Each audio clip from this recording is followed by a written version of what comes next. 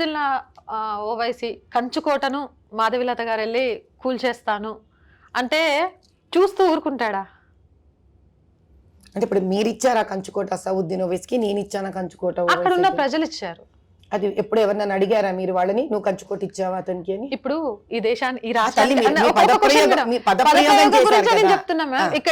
ఇక్కడికి ఈ నాయకుడిని ఎంచుకున్నారు, ఈ నాయకుడికి భారీ మెజార్టీతో గెలిచాడు అని అంటే ఎవరిచ్చారు అంటే ప్రజలు ఓట్లేస్తేనే వచ్చింది, అది లేకపోతే రాదు కదా. అవును, ఆయన ఇప్పటి వరకు ఢీ కొట్టిన వాళ్ళు లేరు కొన్ని సంవత్సరాల నుంచి తీసుకుంటే. అలాంటప్పుడు ఆటోమేటిక్ గా అది కంచుకోటకే మార్చుకున్నట్టు కదా. సరే, మాటలకు పదజాలానికి మీ వరకు అది కంచుకోట అయినా నా వరకు అది కంచుకోటలా నాకు కనిపించట్లేదు. ఆ కోట కంచుతోనూ తయారు కాలేదు, ఇటుకలతోనూ తయారు కాలేదు, మట్టితోనూ తయారు కాలేదు, ఓట్లతో తయారైందంట కూడా కాదు.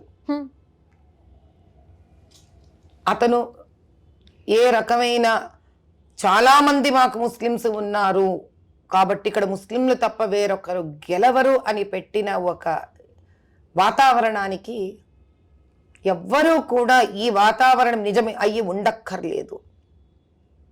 హైందవులలో నుంచి కూడా గెలిచి నిలబడొచ్చు అన్న ఆలోచన ధోరణి లేకపోవడం చేత ఆలోచన వర్సెస్ ఒక ఆలోచన. ఇది కంచులు లేదు, ఇత్తడి లేదు, రాగి లేదు, ఇనుము లేదు. అక్కడ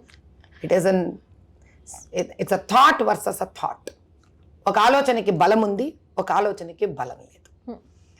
నేను బలమైన ఆలోచనతో వస్తున్నాను కాబట్టి రెండు ఆలోచనలు రేపొద్దున ఢీకొనబోతున్నాయి.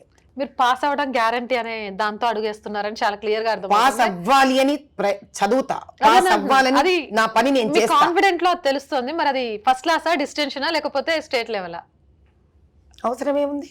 ఇప్పుడు నాకు సబ్జెక్ట్ పూర్తి నేర్చుకున్నాను అనుకోమ్మా, నాకు వచ్చిన సబ్జెక్ట్ నేను పూర్తిగా నేర్చుకొని ఆనందంగా వెళ్ళి పరీక్ష రాసొస్తానే కానీ దాని మీద నాకు ఏది రావాలి అని ఎక్స్పెక్టేషన్స్తో నేను పరీక్ష రాయను.